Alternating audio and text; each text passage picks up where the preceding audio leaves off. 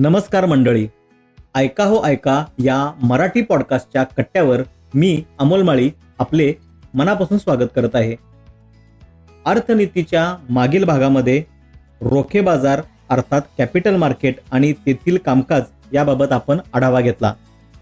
आज आपण सोने चांदी आणि तेथील गुंतवणूक याबाबत जाणून घेणार आहोत. मंडळी, तुम्हाला माहीत आहेच, भारत हा सुवर्ण वेड्यांचा देश आहे. भारतातील उत्खननपेक्षा जवळपास 1000 टन अधिक सोनं प्रत्येक वर्षी भारतात लागतं. साहजिकच जवळजवळ 1000 टन सोनं भारताला आयात करावं लागतं. चालू वित्त खात्यावरील तूट त्यामुळं वाढत जाते असं अर्थतज्ञांचं म्हणणं आहे आणि त्यांची भीती रास्त देखील आहे. मात्र गेली अनेक वर्ष किंवा पिढ्यानेपिढ्या सर्वसामान्य माणूस सोन्यामधील गुंतवणूक करतच असतो असं दिसून येतं. मधील काही कालावधीमध्ये सोन्यातील गुंतवणूक किंवा सुवर्ण खरेदी काही प्रमाणात कमी आली होती. मात्र जसजसा सोन्याचा दर पुन्हा वाढू लागला आहे तसतसं सोने खरेदीला झळाळी येऊ लागली आहे.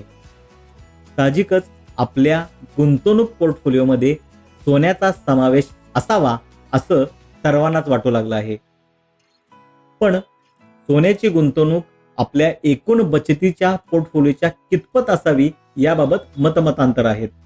काही जण म्हणतात तो 10% असावा, काही जणांचं म्हणणं आहे 25% असावा, तर काही जण म्हणतात 50% बचतीचा भाग सोने रूपात आपल्या घरात असावा. मी स्वतः केलेल्या एका अभ्यासानुसार सर्वसामान्य मध्यमवर्गीय कुटुंबाला प्रत्येक महिन्याकाठी 5 ग्रॅम सोने खर्च करून किंवा 5 ग्रॅम सोने विकून जी काय रक्कम येईल त्यामधून आपला संसार चालवता येतो. संपूर्ण इतिहासात सोन्याच्या दराचा अभ्यास केला तर हा मुद्दा तंतोतंत खरा ठरतो. उदाहरण द्यायचं झाल्यास 1964 मध्ये सोन्याचा दर 64 रुपये प्रति 10 ग्रॅम इतका होता. त्यावेळीच्या महागाई किंवा इतर राहणीमानाचा विचार केल्यास 30 रुपयांमध्ये मध्यमवर्गीयाचं कुटुंब महिनाभर व्यवस्थित चालत होतं. 1980 मध्ये सोने दर 1330 रुपये प्रति 10 ग्रॅम, 1990 मध्ये सोन्याचा दर 3200 रुपये प्रति 10 ग्रॅम, तर 2000 साली सोन्याचा दर 4400 रुपये प्रति 10 ग्रॅम इतका होता. या सर्व वर्षांचा अभ्यास केल्यास 5 ग्रॅम सोन्याचा दर जितका होता तेवढाच मध्यमवर्गीयांच्या घराचा खर्च होता. कोणत्याही आणीबाणीच्या काळामध्ये किंवा आर्थिकदृष्ट्या पडझड होत असलेल्या कालावधीमध्ये सोन्याची झळाळी नेहमीच वाढते. त्यामुळंच सोन्यातील इन्व्हेस्टमेंट ही डेड इन्व्हेस्टमेंट आहे असं कितीही म्हटलं गेलं तरी सर्वसामान्यांनी किमान 180 ग्रॅम चोख सोनं आपल्या गुंतवणुकीच्या पोर्टफोलिओमध्ये ठेवणं गरजेचं आहे.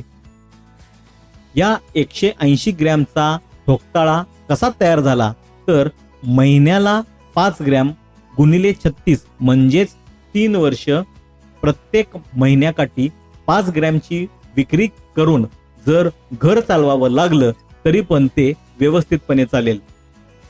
पूर्वी कंटिंजन्सी फंड ही संकल्पना नसताना देखील आपल्या पूर्वजांनी याची तरतूद केल्याचं जाणवतं.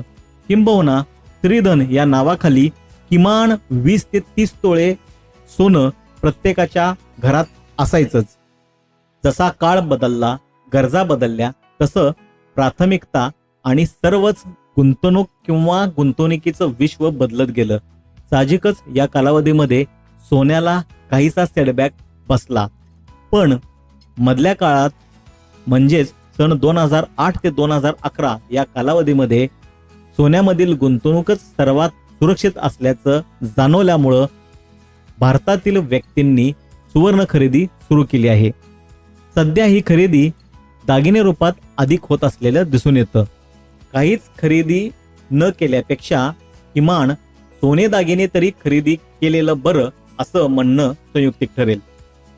गोल्ड बॉन्ड या गोंडस नावाखाली पेपर गोल्ड म्हणजेच इलेक्ट्रॉनिक स्वरूपातील गोल्ड बाजारात आला आहे.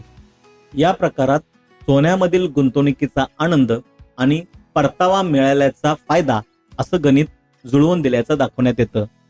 पण हे सोनं केवळ कागदावर किंवा आपल्या डिजिटल वॉलेटमध्ये असतं.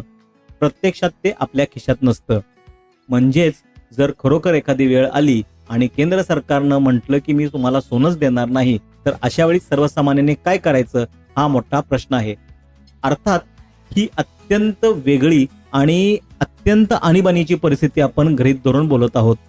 असं काही घडेलच असं नाही, पण अशी परीक्षा घेण्याऐवजी स्वतःचं सोनं स्वतःकडं खरेदी करून आपल्या घरात किंवा बँकेच्या लॉकरमध्ये व्यवस्थित ठेवणं फायदेशीर आणि जास्त अकलेचं ठरेल असं आमचं स्वतःचं मत आहे. सोन्यातील गुंतवणूक नेहमीच फायदा मिळवून देते. जर सोनं खरेदी केलं आणि ते 10 वर्ष आपल्याकडं ठेवलं तर निश्चितपणे त्यात फायदा झालेला किंवा त्या दरामध्ये वाढ झालेली आपल्याला दिसून येते. प्रत्यक्षात सोनं ठेवल्याबद्दल तुम्हाला परतावा मिळत नसला तरी कॅपिटल बेनिफिट आणि आणीबाणीच्या काळात अतिशय वेगानं पैसे मिळवून देणारं माध्यम असल्यामुळं सोन्याला मोठी झळाळी आली आहे. चीनसह सर्वच मोठे देश मोठ्या प्रमाणात सोने खरेदी करण्याचं हेच कारण असावं. चला तर मग मंडळी, आज इथेच थांबूया. पुन्हा लवकरच भेटूया आपल्या नवीन भागाबरोबर. तुम्हाला आमचा हा भाग आवडला असेल तर लाईक करा, फॉलो करा आणि शेअर करा. आणि हो, ऐका या मराठी पॉडकास्टच्या इंस्टाग्राम, फेसबुक आणि यूट्यूब पेजवर हा एपिसोड तुम्हाला कसा वाटला हे कळवायला विसरू नका. तोपर्यंत ऐकत रहा ऐका मराठी पॉडकास्ट. धन्यवाद.